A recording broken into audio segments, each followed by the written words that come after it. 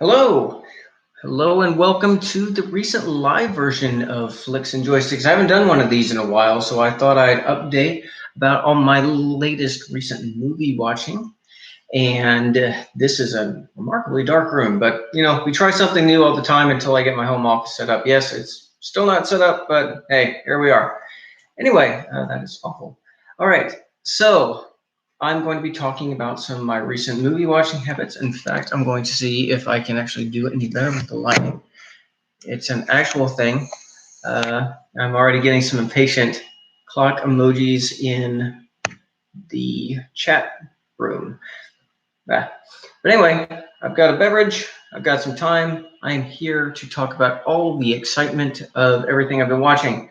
There are three big movies that I'm going to be talking about.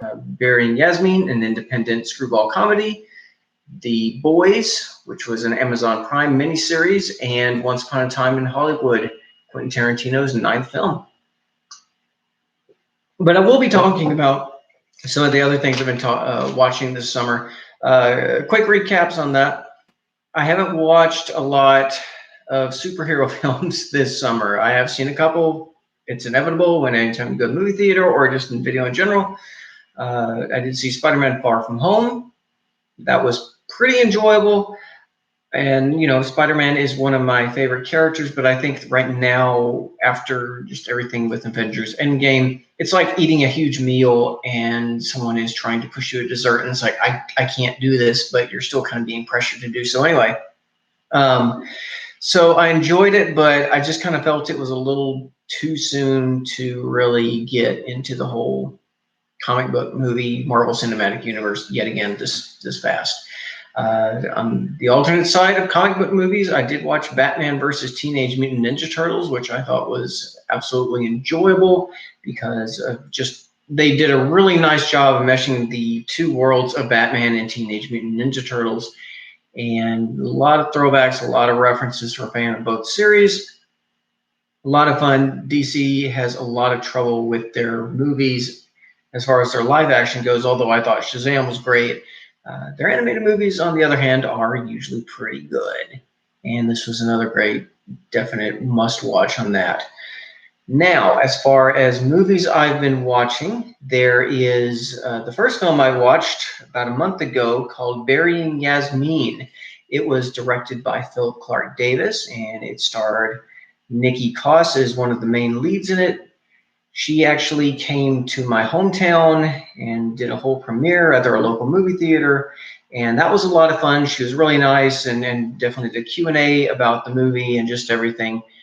She's been actually shooting a lot of films in my area, and while this one was not shot in my new area, she likes the area. She thought she'd share it with the locals. That was really cool of her.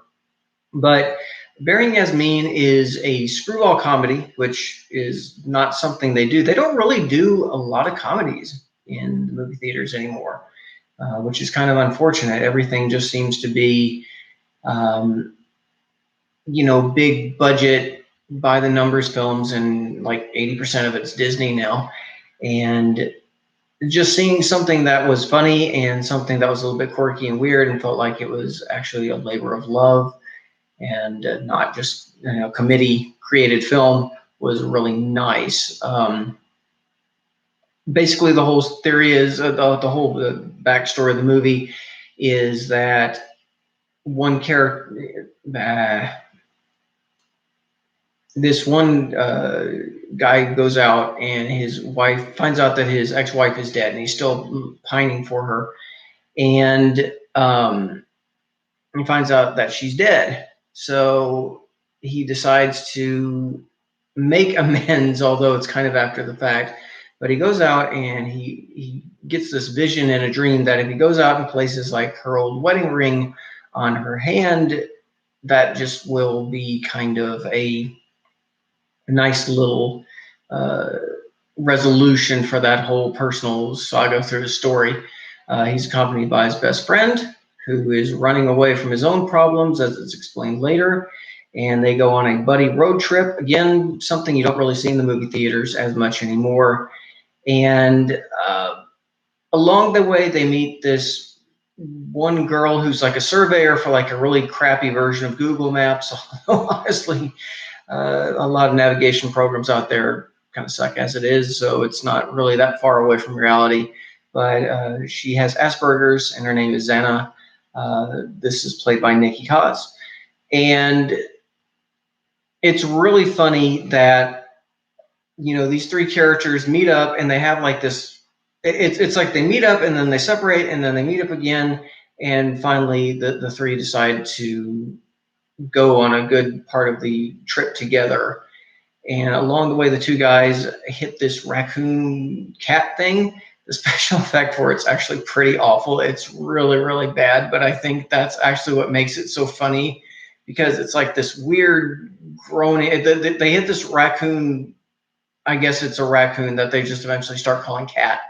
And they hit this thing, and it's basically dying and not in the back of their car. And it just makes this horrible looking groan. It's got these big weird looking eyes. It's not anything remotely resembling a real animal, but I think that's what makes it so charmingly funny, is that they try to take care of it and go nurse it back to health, but they still don't want it and they don't want anything to do with it, but yet they're kind of weirdly obligated. So it kind of becomes this, for a good while, this fourth companion on their journey.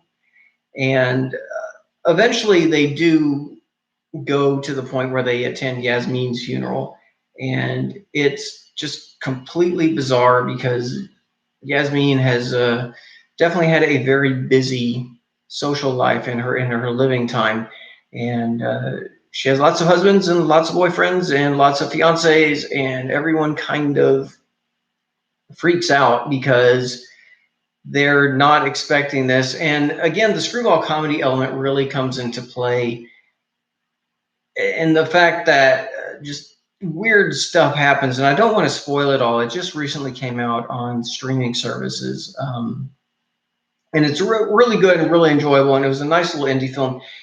They were trying to raise money for this film for about 4 years, so this was like a straight up pure indie film. And finally they did that last financial push on Kickstarter, which, Kickstarter, when it works really well for indies, and as long as they deliver the product. And this one did. I think the things that I really liked about Burying Yasmeen, it was funny, it was clever. It's a standard screwball comedy. It's a standard buddy road trip movie. I'm trying to keep a little spoiler free on it, just because if anyone does want to watch it, I don't want to ruin all the elements. It gets a bit crazy, it gets a bit surreal. There's a lot of really clever lines of dialogue in it that got some genuine laughs from me throughout the entire film. And I enjoyed it. It was a lot of fun. And it's out on streaming video now. I think it's out on DVD, Blu-ray. I'm looking into that right now, but if it is, I'll definitely add it to my own film collection. But as far as it goes, definitely recommended. And that is Burying Yasmeen. Now, the second thing I want to talk about is The Boys, the Amazon Prime series. I know, as I said, I'm burnt out on superhero movies right now, but yet this superhero series is probably exactly what I needed for all things superhero right now. The Boys was based off a Dynamite comic by Garth Ennis, and originally it was published by DC. And all the characters that make up this superhero team, it's like the Justice League, but it's called the Seven. And basically there is a Superman proxy, a Batman proxy, an Aquaman, Wonder Woman, Flash, so on and so forth character. And it was so samey in concept to Justice League. DC's like, hey, we don't want you doing this on our label, but we're not going to be difficult if you want to go off and do it in another imprint. So they went with Dynamite Comics. And as far as superheroes go, everything is corporate and nihilistic, and all of these heroes that everyone spends all this time idolizing or worshiping, every single character for the most part sucks. They are the absolute worst kind of people that have these superpowers.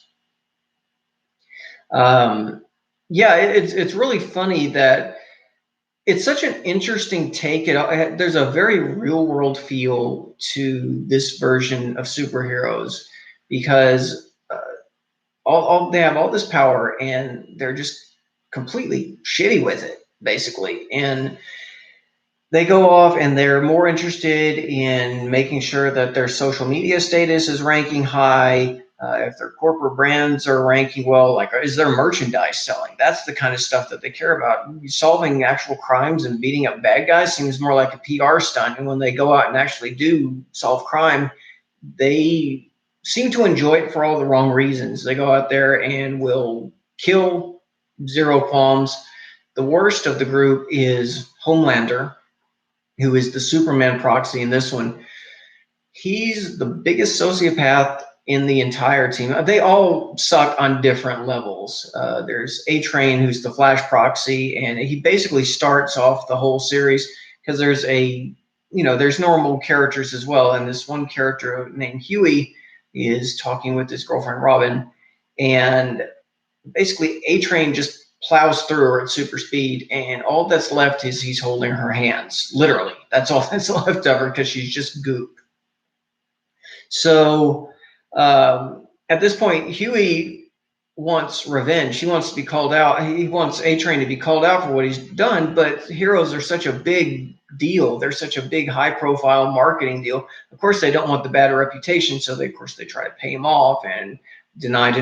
Oh, what a tragic accident when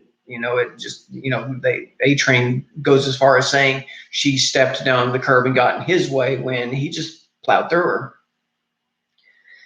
The only good character out of the entire group is this new character that joins the seven. Her name's Starlight or Annie, and she's like the only one that wants to join with like wholesome intentions. She wants to go out there and use her powers to solve the greater good, and everyone else is basically sexually harassing her and sexually assaulting her.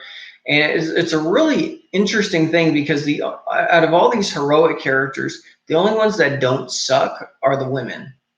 And they don't do it on a very pointed, on the nose thing. There's a lot of social commentary on it, but they don't kind of make it a huge thing. Whereas a lot of movies and TV shows these days, they tell you how to feel and what to think and, oh, this is bad. But through time and exploration of these characters, you realize which ones are good and which ones are definitely horrible, awful people, and they allow you to come to that conclusion by yourself. So it's great writing in that. What's funny is there's a lot of dark moments in The Boys, and the comic is actually worse. I actually browsed through a couple issues after I watched the whole series, and the comic's freaking dark. I can see why they didn't adapt certain elements. It's very gory. The heroes are just freaking awful. They're like the worst that these people that wants, like the standard citizenry wants like selfies with them and buys like action figures and collector's glasses and comics and posters and all the other stuff like we buy in the real world, like Spider-Man or Superman or whatever. But these characters in reality just suck. They're terrible. There is a scene with a plane gets hijacked, and basically Homelander and Queen Maeve, who's like the Wonder Woman proxy, they go in and they try to save all these people. And what happens, it starts as the standard superhero rescue, and it's all everything that you would expect from a Superman-like character or an Avengers or whatever. But there's a point where things go bad and you realize how little these heroes care for anyone else but themselves. And just the aftermath of that, I actually found quite haunting. I was like, after that episode wrapped up and you realized what they completely willingly let happen, it was just like, my God, that's terrible. But yeah, overall, it's really good. The only bastions, I think, of goodness are Starlight and Hugh. They meet each other, and they're kind of like Hugh's with this something of a terrorist group. They're on the you kind of find out that the bad guys are in this world kind of the good guys because they're trying to stop all these these heroes from doing terrible things and getting away with it. And they've got government contracts lined up where heroes would join the military, and the source of their powers is dubious and everything. And like what would be perceived as like a terrorist group and all these really bad militaristic actions, they're actually the good guys as far as this series is concerned.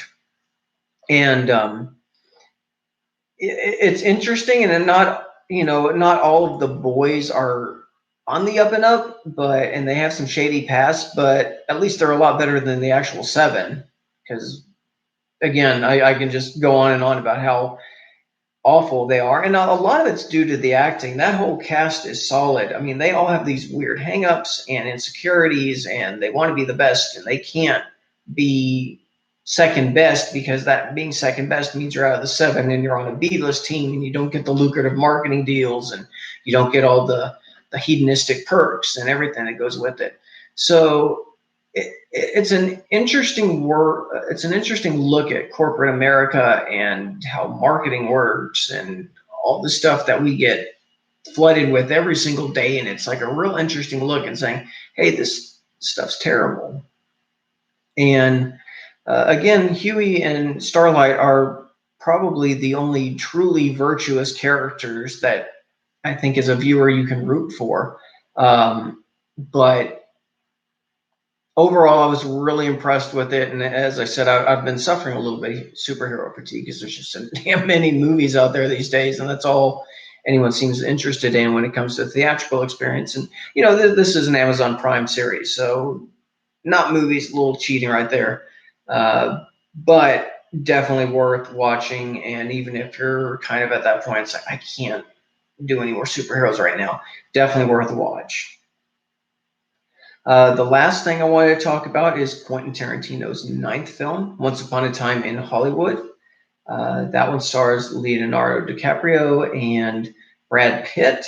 As Leonardo DiCaprio plays a insecure aging actor, and Brad Pitt plays his stuntman, his personal stuntman, and also in between gigs, which are getting fewer and fewer, kind of his personal assistant, his driver, best friend. And all this is set around in late 60s Hollywood. So there's kind of a real beautiful charm to that. I think Quentin Tarantino really enjoys the craft of film itself. And he's definitely goes out, and he's not making anything by committee. He's actually going out and making these films because these are the sort of films that he wants to do. And he might be one of the last holdouts right now in current theater experiences.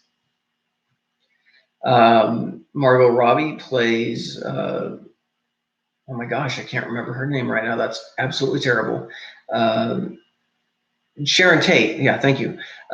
Sharon Tate. And if you know your history, Sharon Tate was killed in one of the creepy Charles Manson cult murders in Hollywood. She was with a group of friends, and a group of Mansonites came in and killed everybody, and it was gruesome and kind of an end of the era, of kind of that last wholesome era. But yeah, it's an interesting look at 60s Hollywood, especially especially with DiCaprio's character being known for a long career of playing Western heroes on TV, and it's starting to wear down. And it's interesting to see how that whole concept of TV changed. And one of the real nice things is, I don't know how Tarantino did it, but it really looks like 60s Hollywood there, because there are a lot of things over, of course, obviously with time passing, it's been 50 plus years at this point. A lot of the old Hollywood, Los Angeles classics that were still there in typical Tarantino fashion. There is an alternate reality, because things do not go as they have in our world. Things go very different. And that would probably explain for why there is not as much traffic in this version of Los Angeles, because they're driving on semi-open roads, and it's like, I know that's a lie. That's not anything that's a real thing. But there was a lot of personal charm for me watching that, because at one scene, Pitt and DiCaprio are on like a Western set, and I recognized it as Melody Ranch in Santa Clarita, and that's where I had actually shot a couple episodes on season 2 of Deadwood. So I instantly recognized all the back alleys and the interiors, because some of those buildings are actually have interiors. And on a personal level, it kind of got me right here. I just kind of watched it with a fond bit of reverence, because in my LA acting time, I just had an incredible soft spot for that personal era for me. And it was nice seeing it again. It was nice seeing it with stadio lights and seeing people run their lines, because that's definitely what I remember from it. So it kind of hit home a little bit more personal for me. And I think if you know anything, or even like remotely experienced just driving up and down Hollywood Boulevard and seeing all the big theaters, because they have some really fantastic theaters on Hollywood Boulevard, and just seeing everything light up, there's a real sense of romance to that whole aspect of it, and it really got to me. I think filmmakers and people who just appreciate film in general, I think they'll get a genuine kick out of that, just because it's romantic. It's incredibly romantic, and I was just happy to see that. Now, for the rest of the film, I found it very tongue in cheek. There's some genuine funny moments in it. There's a lot of optimism, especially when Margot Robbie was playing Sharon Tate. Uh, Her character is ill-fated. Things again don't go well for her, but they present her with such a sense of optimism. She's happy, and she doesn't. I don't think she had as much dialogue as the others, and it didn't bother me on one hand, but on the other hand, I would have liked to have seen her character explored a little bit. She was almost, I wouldn't say a background element, but she was kind of a backdrop element. It's like, well, all this other stuff is going on with these fictitious characters. Sharon Tate, you know that the clock is ticking down, and even like the night of things are supposed to happen, even the music changes and I can't remember what the song was, but it was something to the effect that it was singing "Time is up," and I picked up on that in the film, and that was just like you knew that this was it, and everything's winding down to its inevitable conclusion. One of the interesting things I found about this particular film is that Tarantino films, surprise, are quite bloody, quite violent, and for about the first 2/3 of the film, it's pretty low key. There's not a lot of fighting. Brad Pitt beats the crap out of Jackie. Uh, God, I can't believe I said that. Bruce Lee. There's an actor who plays Bruce Lee, and Brad Pitt kicks the absolute crap out of him. And of course, I think that's ticked off Bruce Lee fans and his family as well. But that was an interesting scene. And then just, again, that probably wouldn't go as it did in real life. But, this whole lead up about all these fictitious characters in the world that they're doing, and they're kind of like reaching the end of their career in a way. But DiCaprio's character eventually decides to do spaghetti westerns in Italy, and this revitalizes his career. And he's doing quite well. Comes back with a wife, and but again, it's like as time goes on, especially Brad Pitt's character, he goes over to the ranch where Charles Manson and his cultists were living, and they were living with the ranch owner who was blind, and basically he was basically getting sex to allow them to stay. And I don't even think he probably realized how many of these people were actually there on his ranch, because he was always sleeping, and he just couldn't see anything. And that's when the tension started ramping up, because it's like you knew something wasn't right. And really, for the most part, they only refer to Manson as Charlie. Oh, you'd really like meeting Charlie, but then it really starts clicking as to what all of that truly means. And the tension really ramps up at that stage. But when you get to the final night, As I said, this is all alternate reality. And finally, when you get to the scene where the cultists are supposed to go in and kill Sharon Tate and her family, they break into the wrong house. And they break in where Brad Pitt's character is tripping out on acid, and he has a pit bull, and he's in no mood. And even though he's impaired, that doesn't stop him. He promptly beats the shit out of all the Mansonites and the pit bull. What Pitt doesn't do, the other Pitt takes care of. And for all the people who kind of felt a little slighted because it's a Tarantino film, not a lot of blood, not a lot of violence, they make up for it in this one scene because it's just basically Brad Pitt smashing people's heads against every solid object he can find, while the dog's just ripping them to shreds. And it's like with Inglourious Bastards when those characters were taking out Nazis. You don't really feel bad. It's kind of a deranged, perverse feeling of glee. It's like, yeah, bad guys. It's like, because you can't really feel sympathetic for these, the bad guys. And so in this case, it's the same thing. It's they get just ruined, and for what it is, I don't want to say exactly how the movie ends, but it goes into that absolutely flippingly surreal, over the top, extended. Yeah, the ending is just like, wow, they really did that, which was which is fun. As I said, I'm not gonna lie, it was it was enjoyable to watch the ultra violence, but if you're a Tarantino enthusiast, it's part of it. It's just, this is not a surprise, and um, yeah, it worked for the film, but I think it was kind of an interesting contrast because I think this was probably Tarantino's most sentimental film out of all of them, because there's always been that dark edge, and there's always been criminals and things like that. The two leads of this one, they weren't criminals. They were just trying to save their career and survive in Hollywood.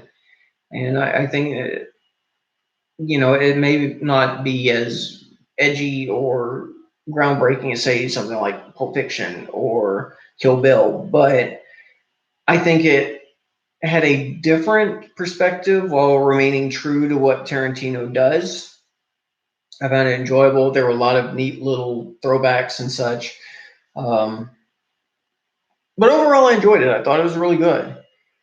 So those are the real big movies that have stood out. As far as everything else been going on, I've been slowly ramping up on an Andy Sidaris film festival, Malibu Express, Picasso Trigger, Hard Ticket to Hawaii, and that's a whole thing I want to discuss in another video, because I think when you start getting into the magical realm of Andy Sidaris, you need to take a break and really explore what those films are, because that's like a whole other thing, and that will just take another 20 minutes. Of course, Comic-Con is come and gone, and with that comes trailers. It's more of a trailer con at this point. Well, trailer con, an exclusive item that is quadruple the price on eBay con. And naturally, lots of trailers. There was a best and the worst for me. The best one, obviously, being Star Trek Picard. I'm excited to see them continue the story of Jean-Luc Picard and that crew, that, the Riker and Troy and Data and everybody is actually supposed to be back. So I'm, again, really excited because I just loved that show growing up. I'm hoping that they get back to the heart of Star Trek instead of what they've been doing in the last 10 years, where it's very spaceship ghost floaty. And I'm looking for a better philosophical return to Trek, where they go out and have adventures. There was a line in Nemesis where, was it Nemesis or was it Insurrection, where Picard's like, "Do you remember when we used to be explorers?" And I think Picard summed it up so well in that one line in the movie, and I'm hoping that we get something like that. I mean, I'm sure we'll get lots of high cinematic exploding spaceships. The Borg is supposed to be there, so obviously there's going to be some conflict with that, and I'm sure there's going to be high stakes and Borg infestations everywhere. But I'm hoping that at least it will kind of get back to that spirit of what Star Trek used to be. The worst trailer was Cats, and I don't I don't know how to feel about that. I think that's the best way I can put that. That was um yeah, digital fur technology. It was furry bad. Yes, yes, indeed it was. Uh, I think that's the whole thing about Cats. It's like I don't know how to feel. It was creepy. It was like a Snapchat filter, basically, but someone managed to do it all over their body, and they were like too humanesque, and they're supposed to be actual cat size, but they're too small for the world that they're in, and there's just a vibe. It was like an unreal, gnarly, weird vibe that didn't, just, I don't know. I don't want to watch it in theaters. I think it's like a 50 Shades of Grey level. Someone's gonna enjoy it too much for all the wrong reasons, and I don't want to be present for that. Oh, hey, John, how are you? I too want to see exploration, not the dark workings of a secret military complex. Look, Star Trek's supposed to be past that. I'll watch the news if I want to see the dark stuff. Yeah, yeah. This is why I watch pop culture all the time, because the real world kind of sucks, right? And especially right now, and it's just depressing. And if I want to watch like depressing, I'll just click on the news. But and yet I liked The Voice. Go figure. That was kind of reflective of real world events. But yeah, Cats was just kind of. I don't know. I never was a big fan of Cats. I've grown up, theater and musicals and everything like that. As part of my expanding cultural horizon growing up. Uh, so I'm not like opposed to musicals in theater. And again, it's something different in the theater that's not like a Marvel film or a Star Wars film or another live action remake of a Disney film that's already been done. At least it's something different, or it's not, at least it's not based off of, well, like it is based off of pre-existing property. I got that incorrect. Um, but yeah, I think just one of the biggest uh, things about just Cats is just it's just weird, and I get what they're trying to do, but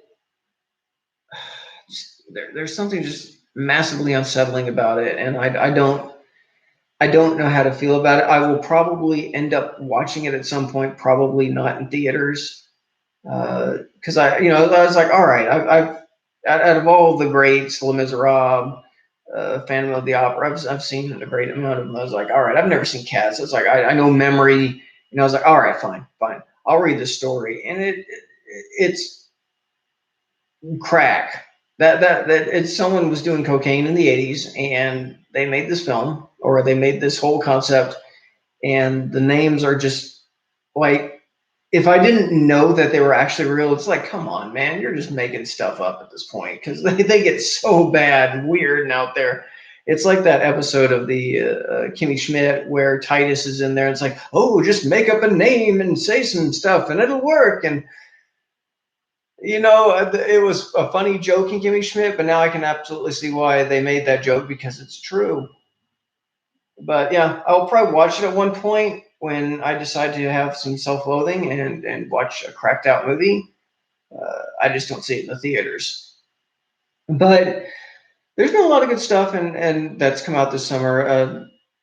Again, I'm just absolutely thrilled about Picard. I'm hoping that will be what it needs to be, because Jean-Luc Picard was always this moral, authoritative voice about how we need to be better, how we need to raise ourselves to a higher standards. Well, we need that right now in this little world we're living in these days, and I'm hoping that they keep that in mind when they make that show. But Patrick Stewart's been involved in the creative process, so here's hoping. That's all we can do. But anyway, that's everything that's I've been watching right now. Definitely, if you haven't checked out Burying Yasmeen, it's on streaming right now, and I think it may be on physical media. The Boys is great. It's a nice alternate take on all the superhero stuff that's come out lately. All the dark marketing, social media-esque world of what superheroes would probably actually be like in reality. And then Once Upon a Time in Hollywood was romantic and violent at the same time. For those who have worked in the film industry, I think it hits home in a very real way because you can understand what it's like kind of getting older and being phased out of parts and not being as relevant. And I think Tarantino is really good with bringing in actors that have kind of been forgotten by the Hollywood gestalt of they're still good. They just don't get parts like they used to. And I think Tarantino's really good about bringing these people in and giving them kind of a new life and a new chance to show, yeah, these actors and actresses are really great. And let me show you why. And I think that's one of the charms of Tarantino's films. I've always enjoyed his work, but I think now as we have less creative choices in the standardized theater experience, I think I've come to appreciate him actually a lot more than I have before. So those are my three recommendations. Picard's going to be potentially good. I said there's some other things I've been watching. Batman versus Teenage Mutant Ninja Turtles is great fun, and I can't wait to see what comes out this fall because I'll definitely be talking about all the films coming up then. Well, thank you to everybody who stopped by. I appreciate you guys hanging out with me while I talked about the recent films I've been watching. I'm planning on getting back to a more standardized format in all my movie reviews. I just kind of I've been watching so many things, it's like I'm never going to have the time to make all these individual videos. So I just want to talk about some of the ones that have really been interesting. And yeah, I think I'm going to do an Andy Sidaris one before it's all said and done because that's a whole other subject because there's some definite tropes and recurring themes. It's like when you start watching Sidaris films in a fairly close amount of time, you start picking up on all these things and themes and elements that it's interesting. I'll definitely touch on that later, but that one was fun. But yeah, there's still good stuff out there, and I just wanted to touch on some of the ones that were a little bit more unique. So yeah, I'll be getting back to doing some more individualized videos, more of my usual cuts. I'm trying to think of some new ideas that will allow me to really kind of stretch my legs and bring some new concepts into the second year of Flix and Joysticks. I've certainly, if let people know that I'm out talking about films, and I also want to get back into video games again because I know I've been neglecting that. And while no one's particularly asked, it's like, well, I've been playing stuff too, and I just want to make sure that I kind of cover all the whole subject matter. It's not otherwise it'd just be called Flix, and I'm sure that's a copyright issue in itself. But I've got some things I want to talk about. I'll definitely be getting back to a regular posting schedule. I've done a couple other things recently. I did an unboxing for Trogdor the board game, which was a Kickstarter game that I backed last year and actually had a pretty fast turnaround time. Stranger Things 3, the review. I've got a couple other unboxings I want to do, some quirky fun stuff that you haven't seen. And yeah, I've got some new film ideas. I started wanting to get back into my, it came from the video store reviews, and I have a Saturday morning cartoon project I want to work on as well. So I've got ideas. I just haven't had the time, but I'm working on actively making the time to talk about this again. But yeah, just let people know I'm out making. We finished Stranger Things 3, and I think The Boys will be our next series. Julie's still finishing up Supernatural. I haven't watched Supernatural, so I'll have to check that out one day. The Boys, I definitely highly recommend. It's definitely really cool. Dark. It's absolutely dark. But yeah, I'm just trying to get the word out. And if you want to sit and talk movies and you have some friends who want to talk about movies as well, then definitely stop on by, and I'll be doing a couple of live videos here and there. I'll be getting back into those as well. But, we can sit, hang out, talk movies. I'd definitely like to do that. Well, thanks again for stopping by. I appreciate it as always. And as always, I'll see you then next time. Take care.